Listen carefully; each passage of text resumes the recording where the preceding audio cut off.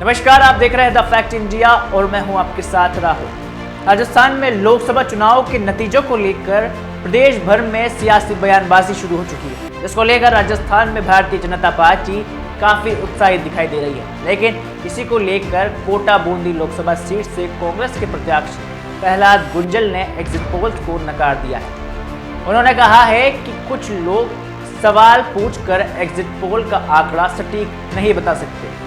कांग्रेस प्रत्याशी प्रहलाद गुंजल ने अपनी जीत का भी कोटा बूंदी लोकसभा सीट से दावा किया है। अब ये तो आने वाले 4 जून के नतीजे तय कर पाएंगे कि क्या प्रहलाद गुंजल कोटा बूंदी लोकसभा सीट से संसद तक का सफर तय कर पाएंगे या फिर ओम बिरला फिर से संसद की सीढ़ियां चढ़ेंगे। देखिए खास प्रहलाद गुंजल ने लोकसभा अध्यक्ष ओम बिरला पर भी तंज कसा। उन्होंने कहा कि ओम बिरला को मतगणना स्थल के लिए एजेंट तक नहीं मिल रहा है और कांग्रेसी कार्यकर्ता की बड़ाई करते हुए कहा कि ग्राउंड जीरो पर उतरकर कांग्रेसी कार्यकर्ता काम करता है और खुद की जीत का कोटा लोकसभा सीट से जीत का दावा भी किया है।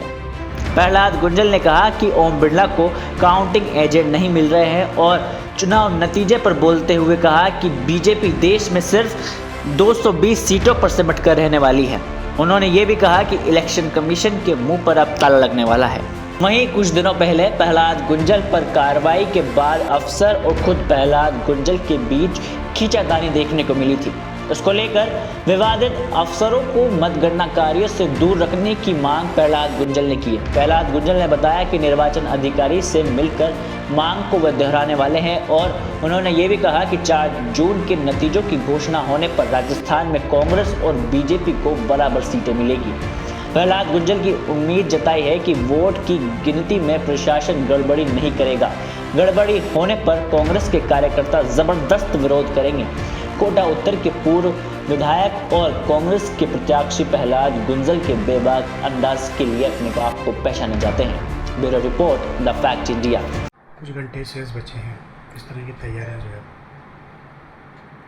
मतगणना में क्या तैयारियां करनी है? लोगों ने वोट दे दिया, ईवीएम में वोट बंद है, काउंटिंग होनी है। काउंटिंग एजेंट कंप्लीट हमारे बन गए हैं।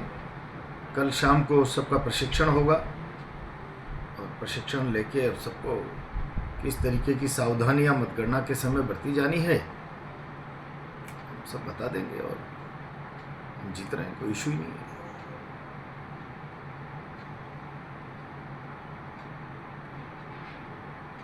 है। 120 गणन अभिकर्ता और एआरओ, प्रत्येक विधानसभा पे एक एआरओ, 14 गणन अभिकर्ता सबके पास हमारे पास आ चुके हैं। 29 पोस्टल बैलेट की और जो आर्मी वगैरह का जो वोटर होता है उसकी काउंटिंग के लिए वो भी हमारे पूरे 149 हमारे कार्ड बनकर हमारे पास हैं। सब कार्यकर्ताओं को भी फ़ोन से सूचना हो रही है। कल 4 बजे से लेकर रात को 8 बजे तक हम बैठक लेंगे, विधानसभावार बैठक लेंगे, सामूहिक बैठक लेंगे। एक एक चीज़ का प्रशिक्षण, मतगणना में किस प्रकार की सावधानियां ईवीएम वालों को बरती जानी है, कंट्रोल यूनिट का नंबर चेक करना है, मतपेटी कितने बजे बंद हुई है, कितने बजे खुली है वो चेक करना है, कितना मत 17C में था वो अंदर वाला मत मिलान हो रहा नहीं हो रहा, ये सारी चीज एक एक हम कार्यकर्ता को प्रशिक्षित करके भेजेंगे। और गड़बड़ी हुई तो हमारा कार्यकर्ता बहुत जोर से ऐतराज करेगा। और पोस्टल बैलेट की काउंटिंग के लिए भी हम अलग से प्रशिक्षण देंगे इस तरीके से।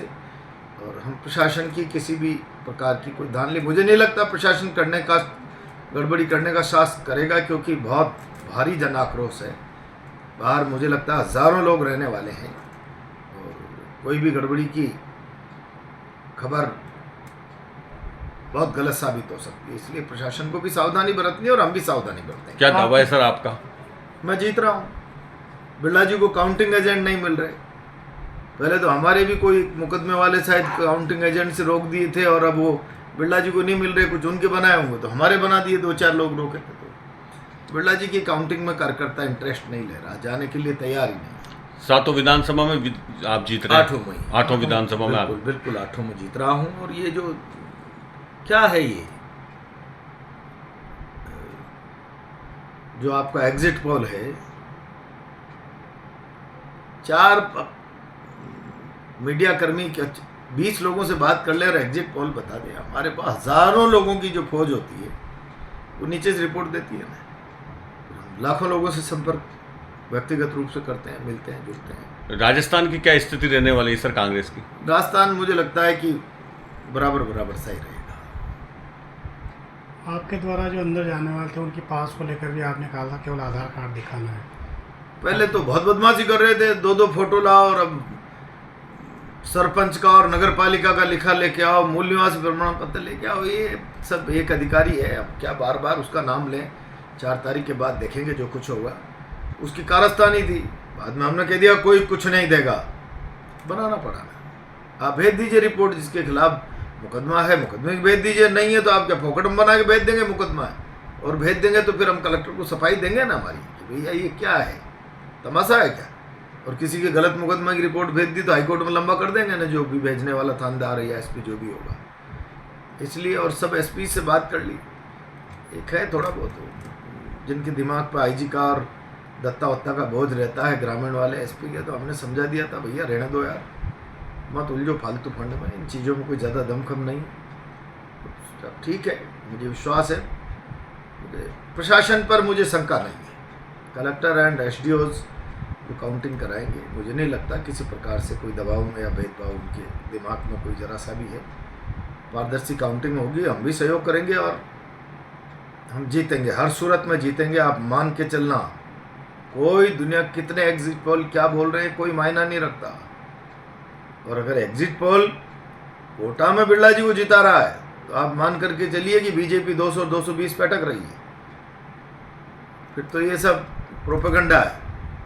आपके द्वारा समय समय पर शिकायत भी की गई, खूब शिकायत की, एक नहीं खूब। इलेक्शन कमीशन पहली बार मैंने इतना पंगू देखा है, इतना पंगू जिसके मुंह पे ताला लगा हुआ। मैं समझता हूँ संवैधानिक संस्था इतनी कमज़ोर हो जाएगी तो देश कहाँ जाएगा, डेमोक्रेसी कैसे सुरक्षित रह पाएगी। तो इसलिए तो अभी भी मिल के आया हूँ, मैंने कहा कुछ विवादास्पद अफसरों को प्रवीण गुप्ता जी से राज्य निर्वाचन आयोग से मिल के आया हूँ कि बाहर रखिए इनको काउंटिंग से। मुझे लगता है रखेंगे, बाहर रखेंगे। आपके सही अन्य कार्यकर्ता। ताज़ा खबरों के लिए विजिट करें द फैक्ट इंडिया की वेबसाइट और डाउनलोड करें द फैक्ट इंडिया ऐप।